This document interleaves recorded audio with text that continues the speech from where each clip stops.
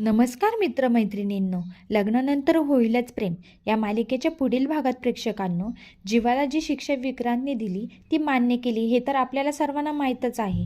आता पुढील भागामध्ये जीवा ऑफिसला जायला निघतो आणि नंदिनीला खूप वाईट वाटते.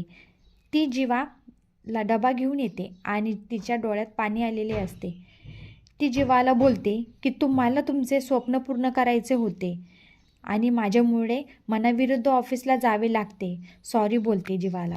जीवा बोलतो, नवरा बायकोमध्ये एकाचं स्वप्न जिवंत ठेवायचे असेल ना तर मी तुझे ठेवेल असे बोलतो आणि तिचे डोळे पुसून ऑफिसला निघतो. जीवा नंदिनीला बोलतो, जातो. नंदिनी बोलते, निघताना येतो म्हणावं असे नंदिनी बोलते.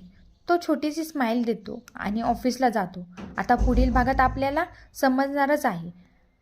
अशा नवीन नवीन अपडेट्ससाठी मराठी मनोरंजन सिरियल या यूट्यूब चॅनलला सबस्क्राईब करा. थँक्यू.